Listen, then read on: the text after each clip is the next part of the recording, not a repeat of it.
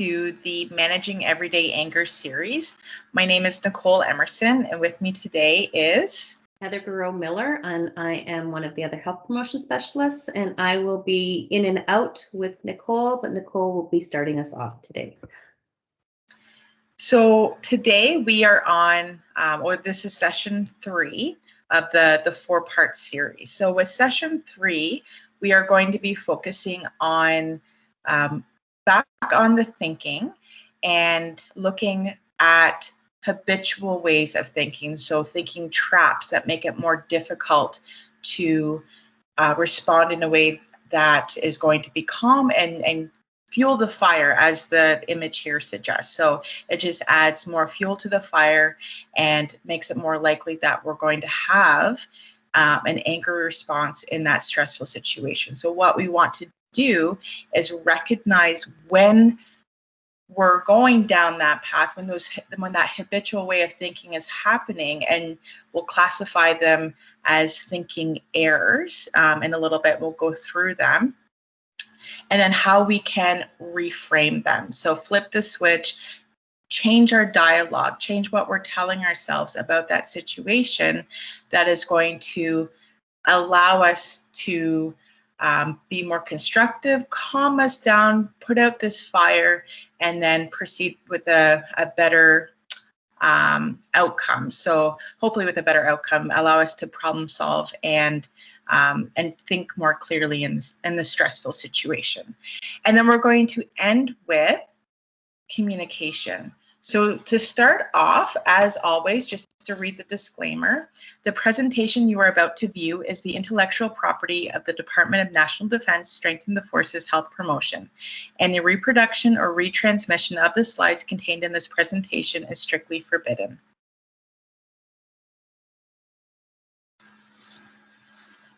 All right, so as I said, I described what we were going to be reviewing. So starting off, looking at the thoughts, and then we're going to lead into communication. So we are going to once again review the communication styles and allow you to reflect on what style you may typically gravitate towards when you're under a stressful situation. We tend to,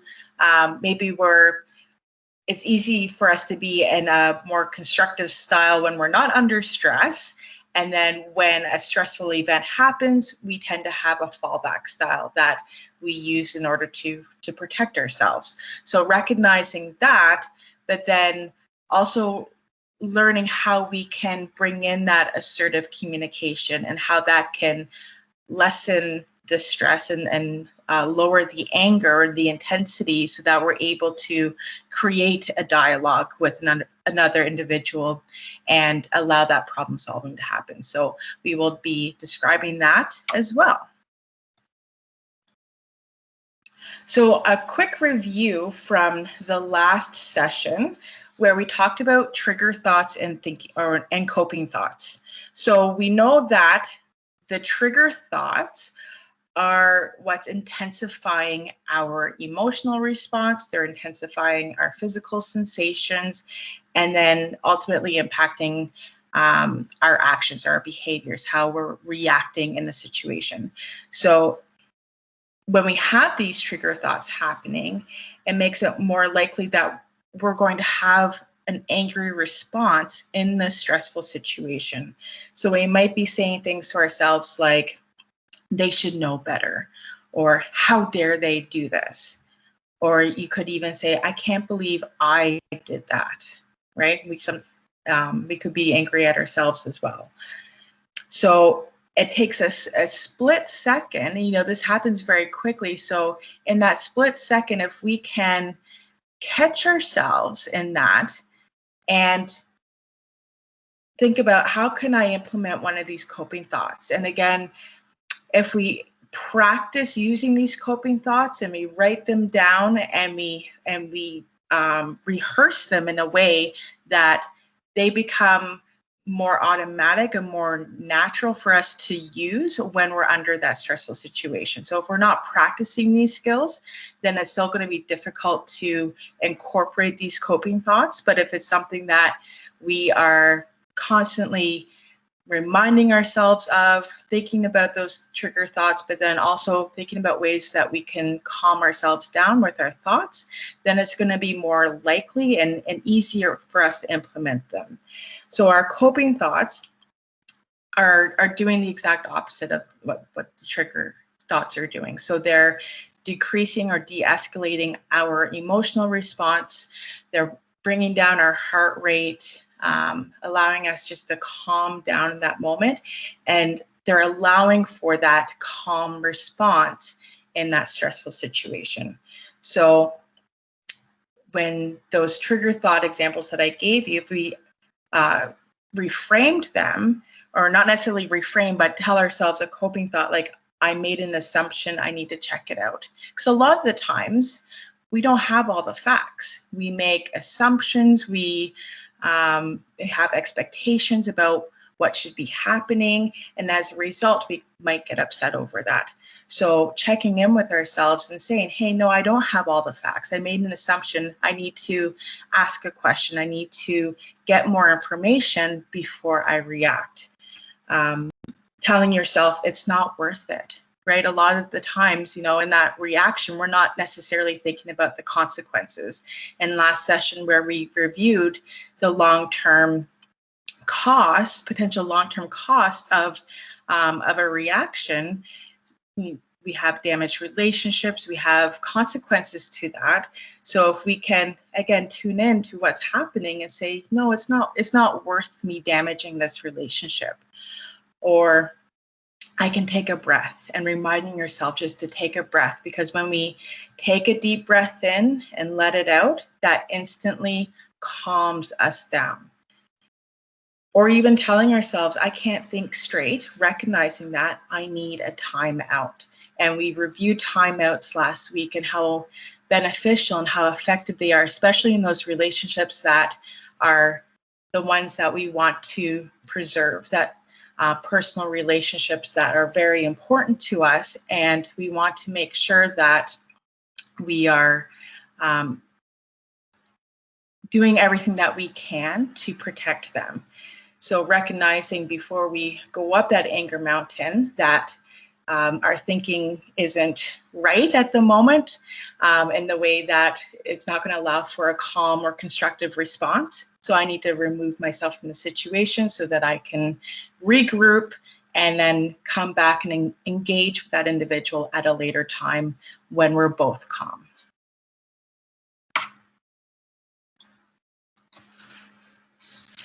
So one of the things that can lead us to having thinking errors or having trigger thoughts is thinking errors.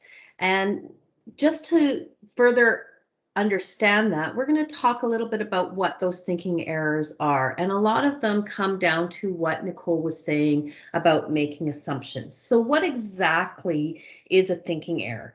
As the slide says, they are thoughts that are somehow skewed, whether it be that we made an assumption, as Nicole said, or whether it's an exaggeration, or our thoughts are based on inaccurate beliefs.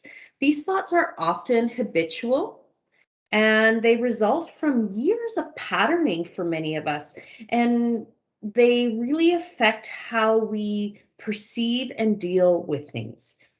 If we begin to recognize these thinking errors and how they trigger us, we can start to address those things and develop some good critical thinking skills and healthy coping thoughts to replace those thinking errors. So we have a great video for you. If you are tuning in on our CAF Connection page, this video link will be directly below the session that you're watching right now. So you can either pause and watch it right now, or you can wait till the end of watching this session and then tune in and watch that. I will be describing the thinking errors, but this is a nice summary of what we're talking about. So talking about some common thinking errors, what are they specifically? The first one you see up there is selective attention or a blind spot. And that means that we are drawing conclusions without any evidence to support that conclusion.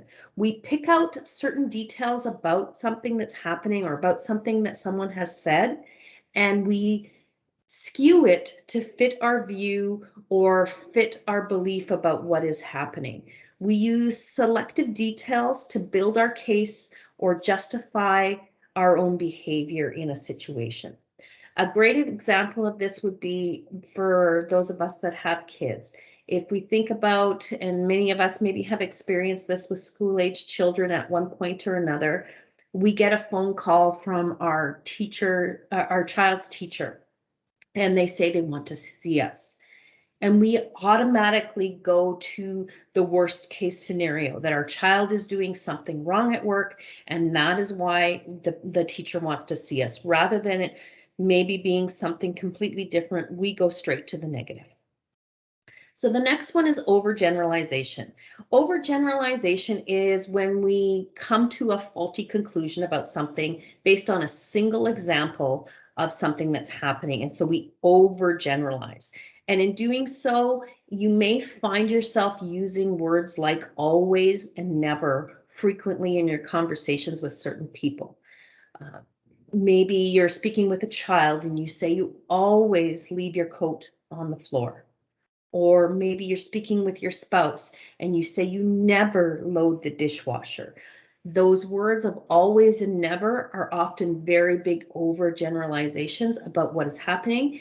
And even if they are frequently true, will put the person you're speaking to on the defense in that situation, rather than opening a healthy dialogue with them. The next one is blaming. Blaming others, events, or fate for what is happening to you. Rather than taking any personal responsibility for something, we put it on everybody else because we don't like to look at ourselves. So you might hear you're saying things like, you make me angry, or you hurt my feelings.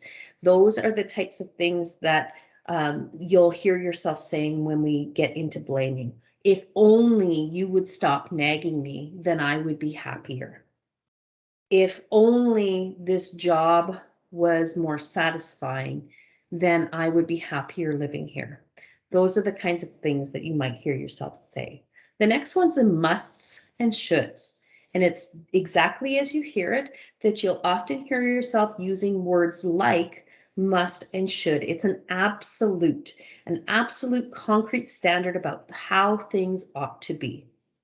You must be a good employee and stay late after work because that shows that you're a good performer. Or children should behave when they are out in public. So we have these absolutes that need to be there for us.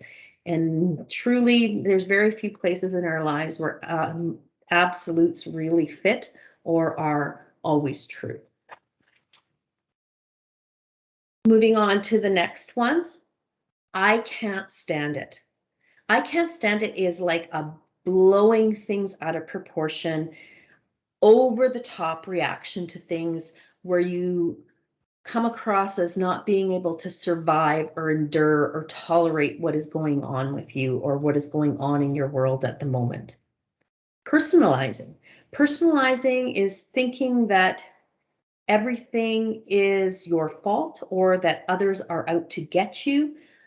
For example, if you see someone else in your office having a conversation without you, you immediately jump to, they don't like me and they're leaving me out, rather than it simply being a couple of people having a conversation without you, without any personal interaction. The next one is magnifying or minimizing. So it is either shrinking the importance of something or overemphasizing the importance of something. And we often do this because we don't want to take responsibility for what's going on. So we might say things like, what's the big deal? It wasn't that big a deal. I don't know why you're overreacting to this. So you're kind of undervaluing what it might mean to the other person.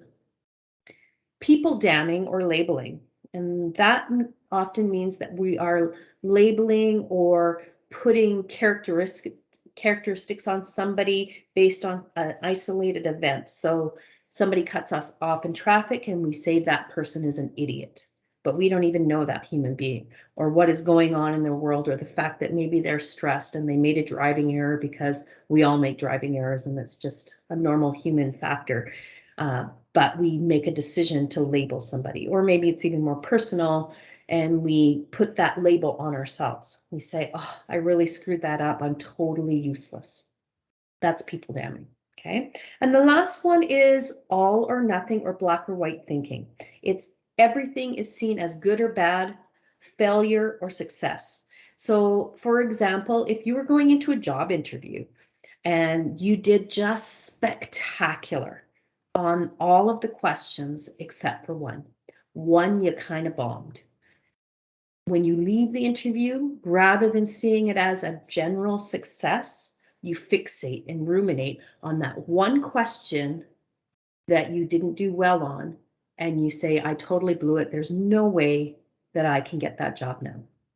That's what all or nothing thinking looks like.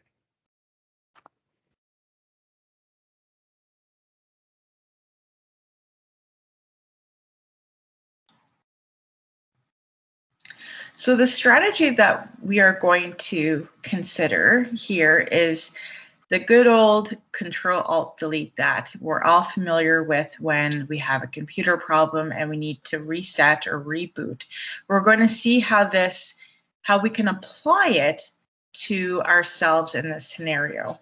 So when we think about what we have control over, we only have control over ourselves.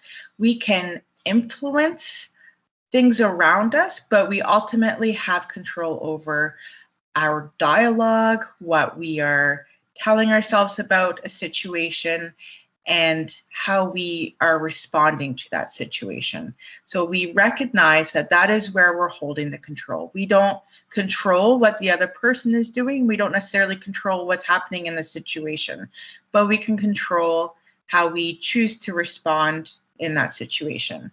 So by recognizing that and knowing that we have the power to alter our thoughts, there's still a chance to alter the outcome, to change the outcome, if we recognize that we're getting sucked into one of these thinking traps or thinking errors that Heather has just described. So recognizing that, oh wait, this is a black or white thinking, or I'm using must or should, and it's really not helping me right now. It's not helping me to stay calm. I'm getting very upset. So recognizing that we can alter that.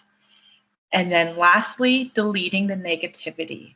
So again, we can delete the negativity in that negative dialogue, in those thinking errors, and reframe them in a way that's going to be more positive, and in a way that is going to allow us to maybe look at the situation as something that we can take on, and that we can look for a solution, or maybe feel a little bit better about. So just instead of getting sucked into even feeling like in that personalization example, and feeling like, oh, everyone is against me, I'm getting left out, turning it around and saying to yourself, in that example that Heather used, recognizing that it isn't necessarily about me. I don't have any information or any facts to that tells me that they're having a conversation purposefully to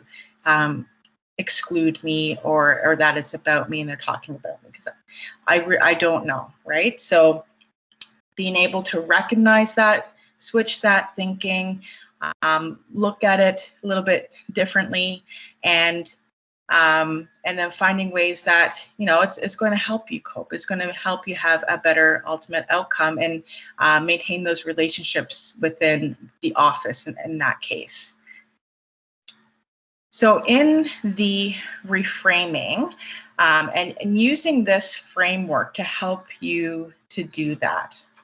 So when we recognize that we have a thinking error or a thinking trap that's happening. And then we might even identify it. We might say, okay, this is personalization, or this is, I can't stand it, or whatever it may be.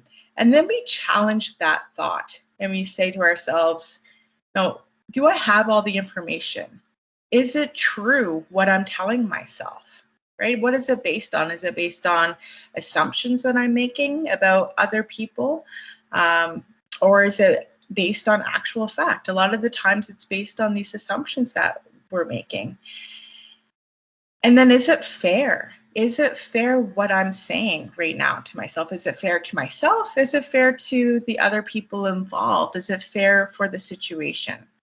And then from there, we can choose to reframe that thought that we're having.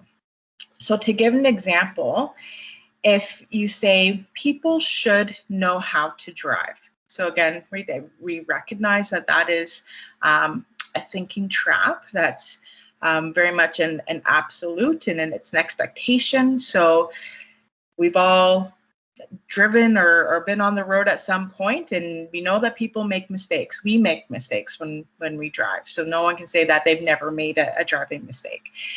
So instead of saying people should know how to drive, a way to reframe that would be to say people make mistakes. They might be learning. Or you could say it might be an emergency, right? We don't necessarily have the information, but by reframing and changing our dialogue, it's calming us down, right? It's allowing us to respond defensively. We're being safer in our driving, so we're using our defensive driving skills to avoid them, depending on what it is that's happening, if they've made a driving error or if they're driving too quickly, whatever it may be. And we're not getting caught up in it. We're not getting ourselves worked up and then putting ourselves in danger as a result of that.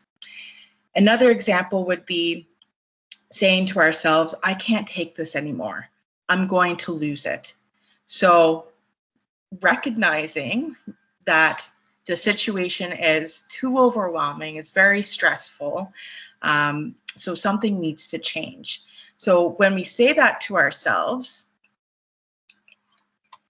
it is going to be harder to cope if we're saying, I'm going to lose it, because it right there, it sounds like, okay, I'm going to explode. So by reframing, we might say, I'm feeling very overwhelmed. So recognizing that, I need to take a step back so that I can refocus and so that I don't do something or say something that I'll regret. So again, recognizing that we're very stressed right now, we're not thinking clearly. I'm not going to be able to control myself because I'm very emotionally driven at the moment. I need to take a step back.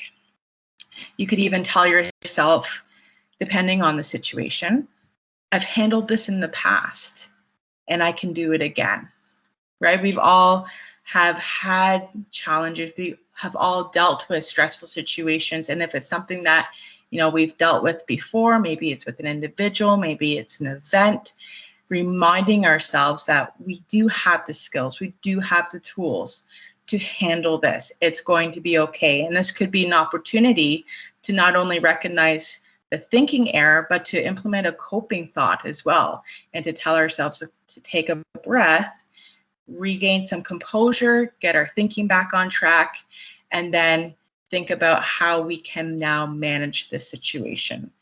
So for yourself, and part of one of the, if you're watching this on the CAF Connection page, there's going to be a handout attached to this, and it's going to allow you to reflect on your own habitual ways of thinking that you might get stuck on and probably don't even realize it anymore at this point, because as Heather says, it's, when we've done it for so long, over so many years, we don't realize that we're doing it anymore. So if we can tune into that and pay attention to what is it that I'm saying to myself that's making it so difficult to be constructive, to calm down. I'm constantly upset or reacting in a way that I'm really not happy with, or that's really damaging to my relationships in my life.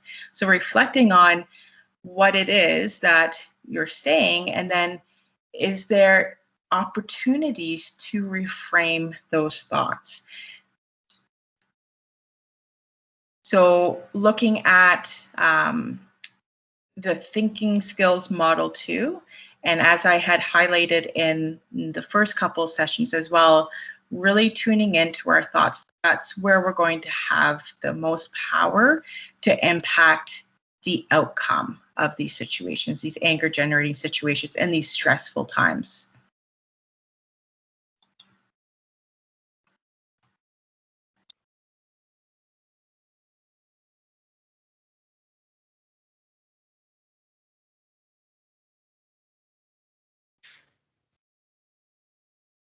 So the next thing we're looking at is reframing that thinking error, and it's just a process that you can go through.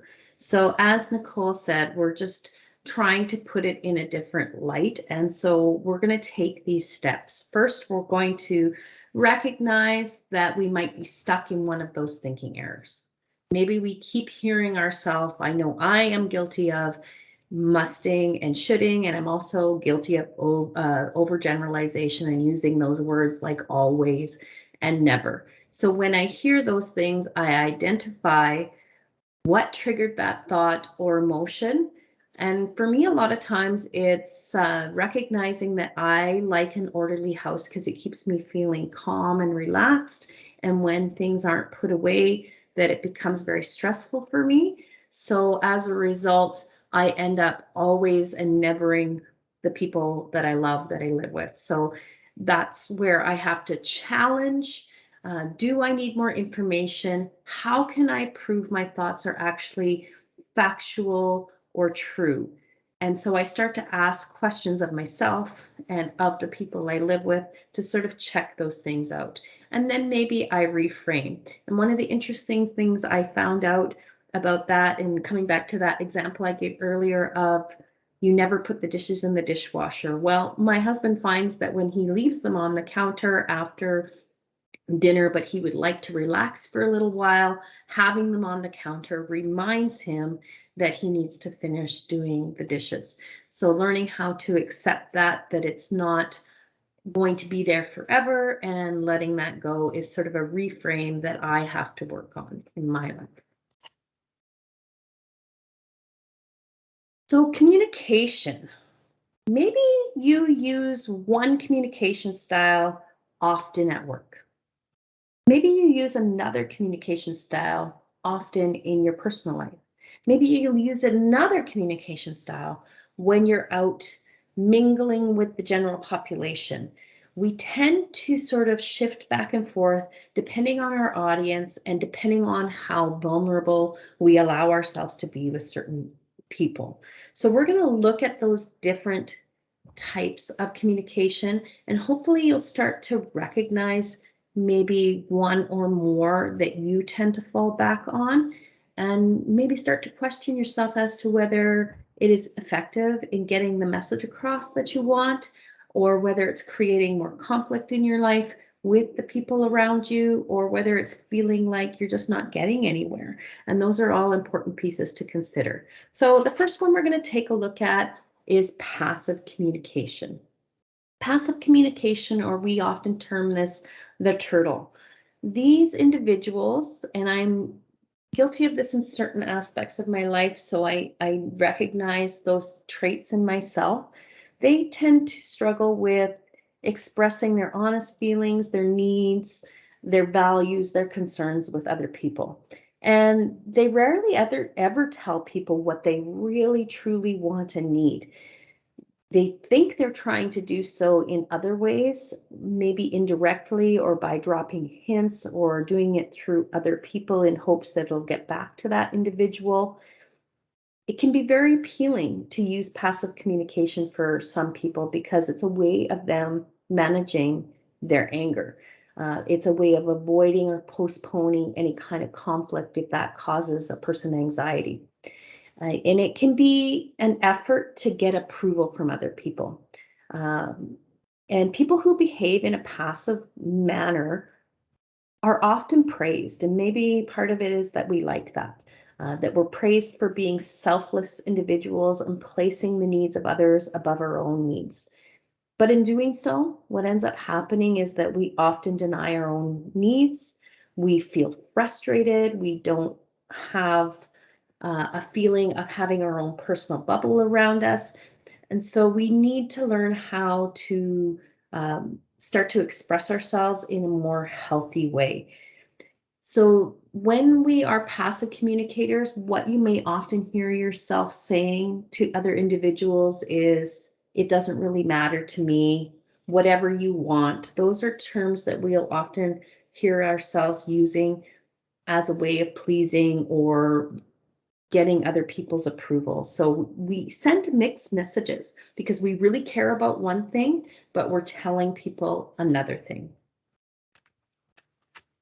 The second is aggressive communication. And you remember these terms from our last session. We talked about passive, aggressive, and assertive, and you're going to see those pop up in here. These individuals, again, that term we used in the last session was win-win. They are looking to win arguments all the time. They often use that type of language and aggressiveness for everything in their lives.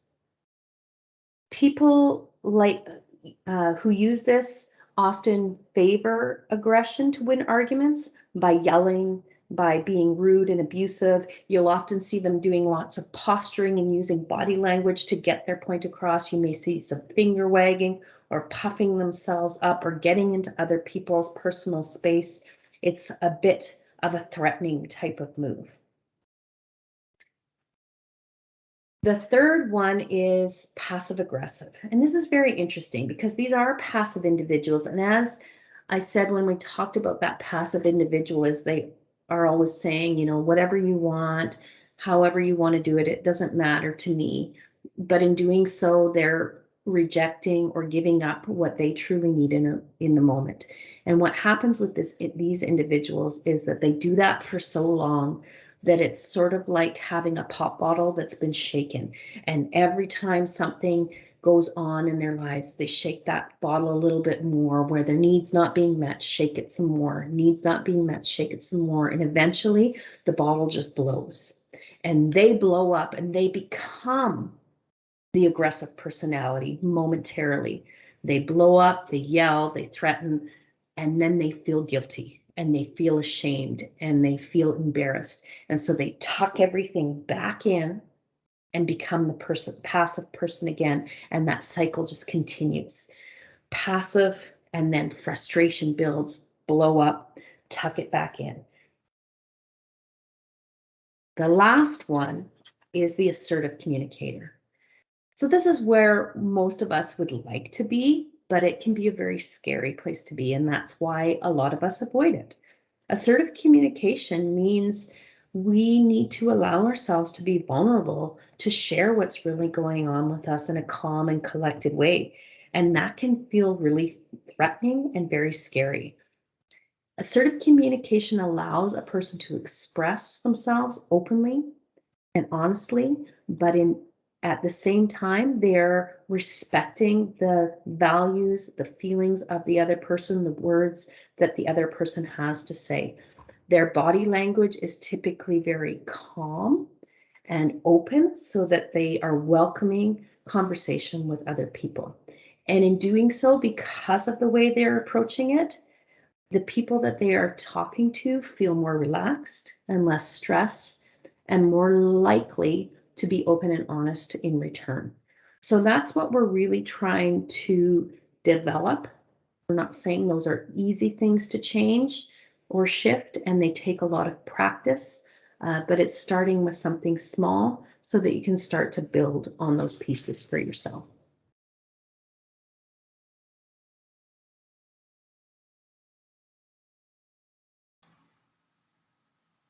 So looking at how you can apply that assertive communication when you are interacting with another individual and trying to come up with solutions and trying to express yourself.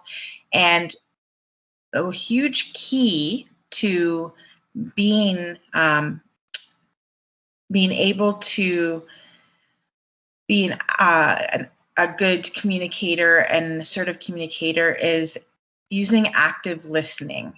Because when we don't understand the other individual, we don't understand what's happening for them, their needs, their wants, their concerns, fears, whatever it may be, then we're not going to have a very constructive conversation.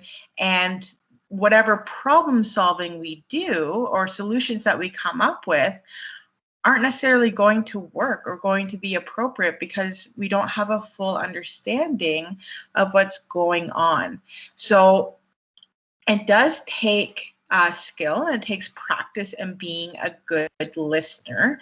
We have 2 ears and 1 mouth for a reason. That's an expression that's used a lot, and it's something that we have to remind ourselves of. And it's difficult to do, especially when we are in a stressful situation, when we are angry and we want to be expressing ourselves and expressing how we're feeling in the situation or how it's impacted us. There's going to be a time for that. But in order to even set the stage to allow this conversation to happen, if we are a good active listener and role model that with the other person, then it's more likely that it's going to help them to be able to listen to us as well. So there's things that we can do in allowing that to happen. And the first thing is to pay attention. And it sounds, a lot of this, it's common sense, but at the same time, we still have to remind ourselves of this because we do have a lot of distractions.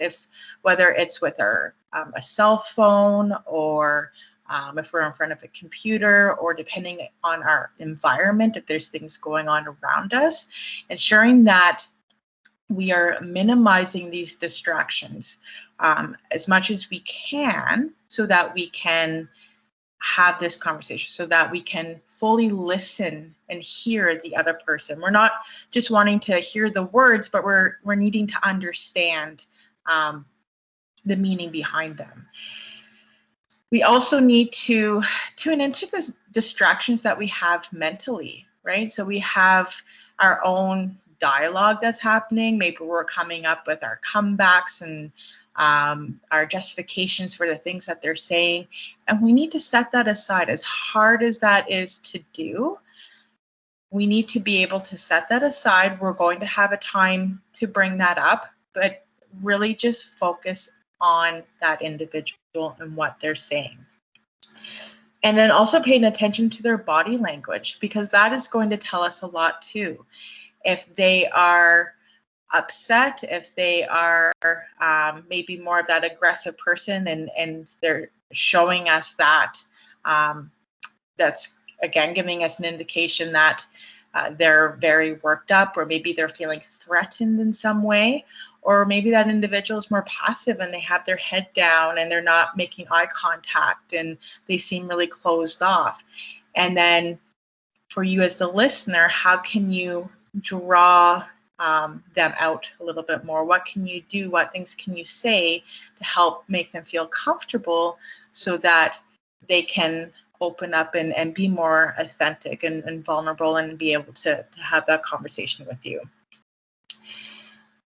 The other point is to show that you are listening. And again, a lot of common sense. We know how it feels when we have been heard, and we know what it looks like when someone's listening to us, because they're likely making eye contact. They're likely nodding their head and saying, mm-hmm, things like that. So doing those things. So we're not looking at the time. We're not checking our phone. We're not interrupting and talking about something else, because those are all indications that, we're not listening. So ensuring that not only are we paying attention, but we are truly paying attention and we're showing that we're doing so. The next thing is to provide feedback. So recognizing that, again, we have our own personal filters and our assumptions and judgments and beliefs that are going to maybe scramble that message that they're trying to send us, that they're trying to convey to us. So in order for us to not get stuck on what's happening in our mental filter and understand what's happening for them, we can paraphrase what they have said. So say it in our own words, but ask them, is that right? Is that what you're trying to say? Do I understand where you're going with this? Or you might ask a question and say, what do you mean when you say blank? So it shows, again, that you're wanting to gain more information, you're wanting to understand, and also shows that you're curious. You're not wanting to just jump to assumptions and conclusions. You're still trying to understand what it is that's going on for them and get that information, get those facts. And then periodically, you may also summarize what they've said. So again, just to clarify any misunderstandings, get any more information, and they might just say after that, yeah, you're correct, or they might say, no, sorry, and have to explain it in a different way. But again, it allows the opportunity for that to happen. We also want to delay judgment. And again, this can be difficult, especially when we are emotionally triggered. So if we can calm ourselves down, again, tuning into those thoughts that we're telling ourselves that are fueling our fire, and use some of those coping thoughts, tell ourselves to take a breath, remind ourselves that we need to be listening, because we know that interrupting is a waste of time, right? If we're interrupting them, then we're not listening to them, and we're asserting our own judgments and beliefs and all of that, and we don't have an understanding of what's going on. So we need to, and it's going to frustrate them and likely just escalate things versus allow this dialogue to happen. So let the speaker finish. And then the last step, and which is going to lead us into when we are the speaker as the assertive communicator, what that would sound like. But we want to respond appropriately. So remember that we're here to not start a fight, and we're not here to bring in other conflicts and stir the pot or make things worse. We're simply trying to gain perspective and understand the other person. So we want to be honest in our response, but we want to also make sure that we are asserting our opinions in a respectful way, that we're not putting the other person down, we're not name calling, we're not getting them on the defense.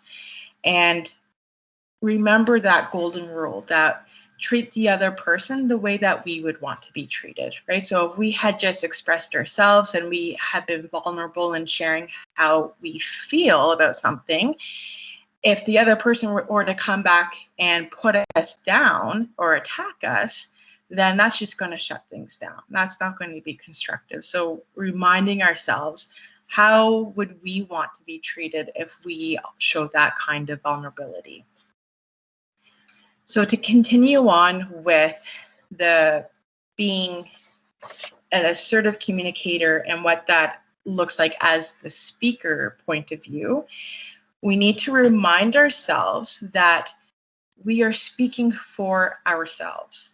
So we are not making assumptions about the other person and putting words in their mouth that they've never said.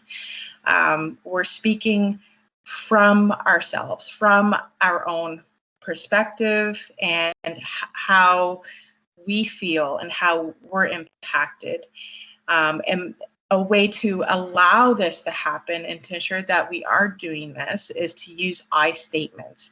So we're constructing our experience, and by using I statements is helping the listener understand where we're coming from. It's helping them to understand what we're thinking or feeling or wanting or needing in that scenario without putting them on the defense, without putting them down. So as soon as we say, I feel this way because you did that, well, now they're going to feel like defensive and like they had to stick up for themselves and might feel like they need to interrupt at that point. So reminding ourselves and also practicing these skills is really important, which I'll get to with the next slide. We want to be brief in what we're saying, so we don't need to add in a whole bunch of information that really don't matter to the scenario if we don't need to necessarily know what the person was wearing when this happened and the time of day and what they were eating. That's just information that doesn't need to be covered here. So keep it brief, stay on topic, don't bring in other conflicts. If we've agreed to speak about this one thing, we're not speaking about what happened 5 months ago or what happened a year ago or whatever. We're talking about this one thing, and that's all we're talking about right now. And ensuring that we're speaking clearly so that they can understand us, that we're not shouting and yelling or screaming, which again is also going to escalate the other person. And then we also want to give the other person, the listener, an opportunity to clarify, to paraphrase, just like we wanted to do as the listener. So we want to give opportunities for them to ask a question or to ensure that they are understanding where we are coming from. So we might facilitate this and help them to give them these opportunities by saying something like, does what I'm saying make sense to you so far? And then they can take that from there and answer that. So the framework that we're using here to help to allow this conversation to happen and to be an assertive communicator would be this desk script. So in the desk script, we are describing the situation, the behavior. We are being non-judgmental when we're doing this. And then we are also expressing the impact that it's had on ourselves. So we're using I statements. We're speaking from our own point of view, how we're feeling about it.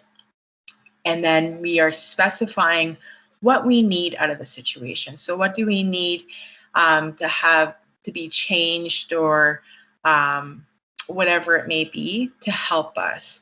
And that's where that positive consequence is going to come out. So when I get what I need, when we change this or when we do it this way, whatever it may be, this could be the result of that, that we could both benefit from that.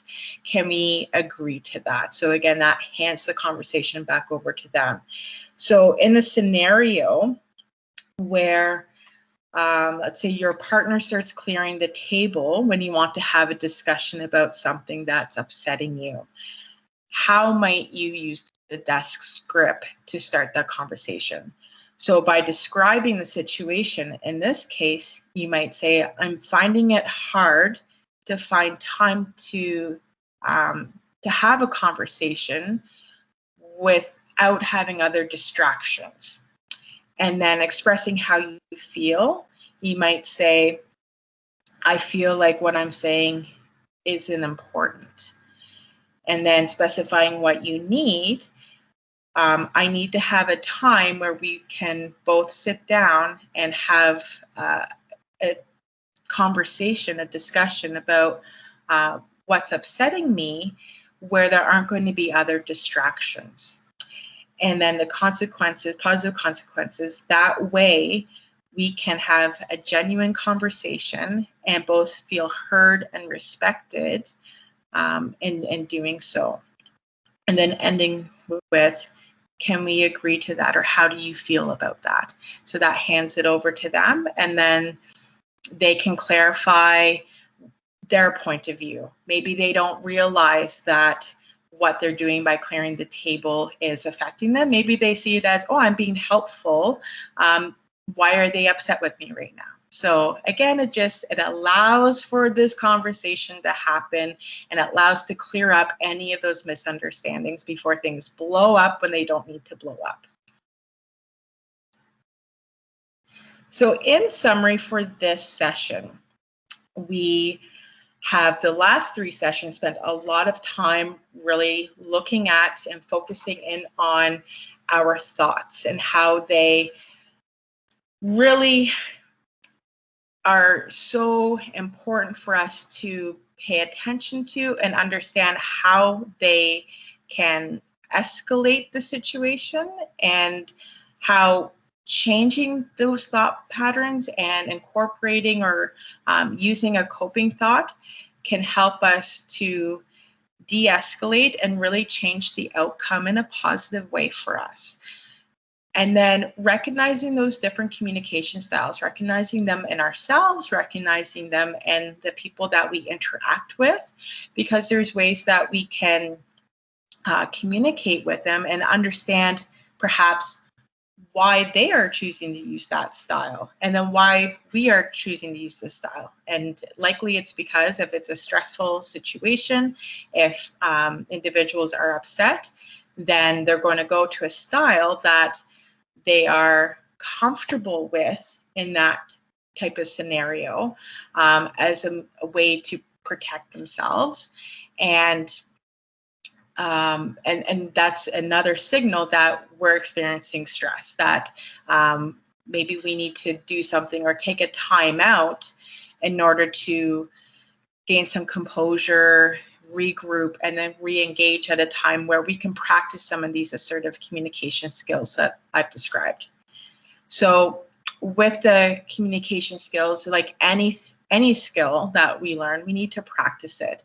And sometimes it could start with writing out a script and having that script with us when we go and engage with that individual and start that conversation, and telling them that it's difficult for me to express myself, and I'm really working on this. I'm trying to communicate in a way that is going to be constructive. So I wrote this script and to help keep myself on track. So in terms of the relaxation skills, when we facilitate the full Managing Angry Moments workshop, we have opportunities to practice these skills, to practice relaxation, because when we practice relaxation, it counteracts the stress response. And all the times we're talking about anger, and we know that relationship between stress and anger, we're under a lot of stress. So we need to find ways to incorporate relaxation. And it can start with taking some deep breaths and practicing that. And that is going to help us, especially when we're practicing it, to be able to utilize that when we're experiencing stress and we need it to kick in. So the homework, or the handout that if you're on CAF Connection, you'll see the attachment that you can download. So you can reflect on some of the concepts that we've talked about. There is the desk script, that if you wanted to use that framework for practicing assertive communication for difficult conversations that you may be anticipating having with someone in your life, in your personal life, then you can practice using that there, reflecting on your communication styles, and then coming back to that thinking skills model and what you're telling yourself about the situation, reflecting on habitual ways of thinking, trigger thoughts, thinking errors that are making it way more difficult to stay calm and that are creating that anger response. So how can you reframe, reflect, and then create a scenario where it's going to help to de-escalate those or densify the feelings, the emotional response, the physical sensations, and allow for a more constructive problem-solving behavior with that situation. So lastly, as with each session, feel free to send us an email, send us your thoughts if you have any questions. And thank you for tuning in. And we have one more session after this. So session 4 is focusing on being able to move forward, let go, a little bit on forgiveness, and how to incorporate these strategies long-term in our lives. So take care, and we will see you again.